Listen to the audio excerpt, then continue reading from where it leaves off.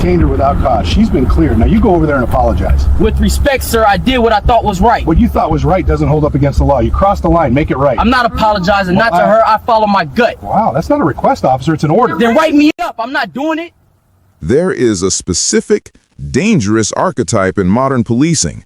The officer who believes that being wrong is a sign of weakness and that apology is an admission of defeat. For Officer Daniels, the badge wasn't a symbol of service. It was a shield for his own ego. He was the type of cop who viewed every interaction as a power struggle, a binary choice between total submission or forced compliance. In his mind, a citizen's innocence was irrelevant if they failed the attitude test. Even when the facts proved him undeniably wrong, his internal narrative could not allow him to step back. This psychological rigidity is what turned a clerical era into a career-ending spectacle on the side of I-95. The body cam footage begins in the aftermath of the chaos. The blue Honda Civic sits on the shoulder, its engine cooling in the night air. Standing a few feet away, leaning against the guardrail, is 17-year-old Maya. She is no longer in handcuffs, but she is hugging herself, her eyes red and puffy, shaking with the adrenaline dump of a traumatic event. But the camera isn't focused on her. It is focused on Sergeant Brooks, a white shirt supervisor who looks ready to tear the patch off Officer Daniels' uniform. "I am not asking you, Daniels," Sergeant Brooks says, his voice low and trembling with restrained fury. "I am telling you, that girl is standing right there. You are going to walk over to her, you are going to look her in the eye, and you are going to say, 'I'm sorry.' Do it." Officer Daniels stands with his feet planted wide, thumbs hooked in his tactical vest. He doesn't look at Maya. He stares straight through his sergeant. "I did my job, Sarge. The tag reader hit. I made the stop. She didn't clear the vehicle fast enough." "The tag reader was wrong," Brooks snaps, pointing at the blue car. "We've been over this. It was a typo. The car is legal. She is a kid coming home from work. You had her face down on the pavement for nothing. We unarrested her because there is no crime. Now fix the human side of this." The dynamic here is chilling. The sergeant is trying to salvage the department's relationship with the community, trying to show Maya that the system can correct itself. Daniels is actively sabotaging it. Daniels glances briefly at Maya, then back to Brooks with a look of pure disdain. "I don't apologize for following procedure.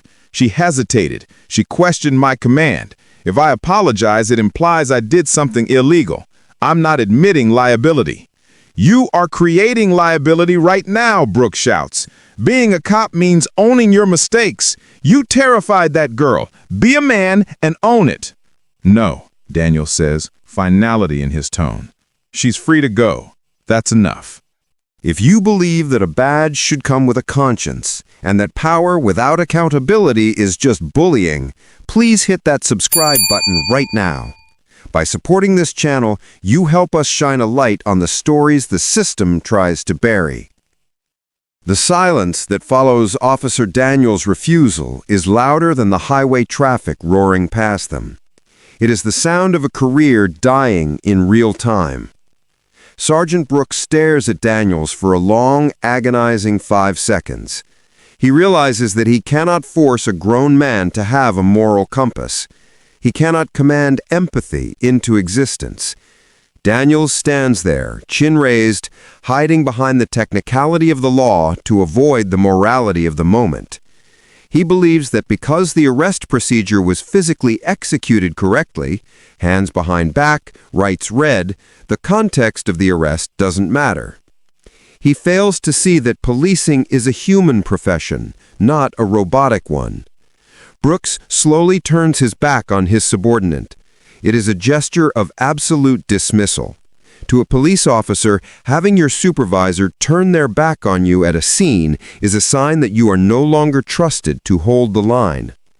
Brooks walks over to the blue Honda Civic.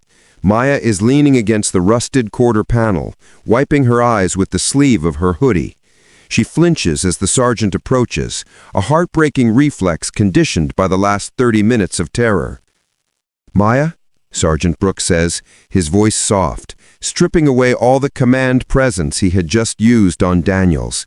He takes off his hat, a symbolic gesture of peace. "I want to apologize to you. On behalf of this department, and as a father myself, I am sorry. We made a mistake with the license plate reader. You did nothing wrong. You should not have been put in handcuffs." Maya looks at him, sniffing. She glances past him to Officer Daniels, who is still standing by the cruiser, arms crossed, watching with a look of annoyance rather than regret. "Is he going to shoot me if I get back in my car?" Maya asks, her voice barely a whisper. The question hits Brooks like a physical blow. It highlights the depth of the trauma Daniels inflicted. A teenage girl isn't worried about a ticket. She is worried about her life. "No one is going to hurt you," Brooks promises. "He is leaving, right now." Brooks turns back to Daniels. The sergeant's face is no longer red with anger. It is pale with resolve. He walks back to the patrol car where Daniels is waiting. "Give me your keys." Daniels blinks, his arrogance slipping for the first time. "What?" "Car keys, now." Brooks holds out his hand. "You are relieved of duty, effective immediately. You are not driving a department vehicle. You are not interacting with the public. You are going to sit in the passenger seat of my unit, and I am driving you to the station to surrender your badge and gun pending the investigation." "Sarge, come on," Daniel scoffs, a nervous chuckle escaping him. "Over an apology? I made a good faith stop." "There is no good faith here," Brooks replies, snatching the keys from Daniel's hand. "You terrified a child, and when given the chance to fix it, you chose your ego. You're done for the night. Get in the car." For the first time in the video, Officer Daniels looks small. The warrior cop facade cracks as he realizes this isn't just a reprimand. He is being treated like a liability. As he walks to the sergeant's SUV, he passes Maya one last time. He doesn't look at her. He can't. The shame he refused to acknowledge has finally found him. In real-world policing, the end of a career really looks like a movie scene. It looks like a quiet room, a stack of paperwork, and the surrender of government property. Following the roadside confrontation, Sergeant Brooks drove Officer Daniels directly to the precinct. The body cam footage from the intake room captures the final moments of Daniels' authority. The video shows Daniels standing at the booking counter, usually the place where he processed criminals, now sliding his own service weapon across the metal surface. He unclips his radio. He removes his badge. There is no dramatic speech, only the hum of the fluorescent lights and the scratch of a pen as the sergeant logs the items into evidence. Daniels was placed on immediate administrative leave. The department launched an internal affairs investigation, labeled Case 24909. During the investigation, the department released the full unedited footage to the public to get ahead of the inevitable PR disaster. The community reaction was instantaneous. Legal experts pointed out that while the initial stop was a mistake, the tag reader error, the arrest became illegal the moment the error was discovered. By refusing to release Maya immediately and effectively unarresting her without condition, Daniels had violated her Fourth Amendment rights. But his refusal to apologize, disobeying a direct order from a superior, was what sealed his fate. The transcript from Daniels' disciplinary hearing reveals a man unable to pivot. When asked by investigators why he refused the sergeant's order, Daniels stated, "I felt that apologizing would accept liability for the department. I was protecting the city from a lawsuit." The chief of police disagreed. In the final termination report, the chief wrote, "Officer Daniels' actions did not protect the city, they guaranteed a lawsuit. By prioritizing his ego over the de-escalation of a traumatized minor, he demonstrated he no longer possesses the judgment required to carry a badge." The outcome. 3 weeks after the incident, Officer Daniels was terminated for cause. He was cited for insubordination, conduct unbecoming, and failure to adhere to the law enforcement code of ethics. But the consequences went further than just losing a job. Because Daniels had lied about Maya's conditioned arrest in his initial police report, a lie proven false by the body cam, he was placed on the Brady List. This is a prosecutor's database of officers who have been found untruthful. Being on this list effectively blacklists a cop from ever working in law enforcement again, because their testimony is considered worthless in court. Daniels didn't just lose his job, he lost his career. The settlement. Maya's family filed a civil rights lawsuit against the city.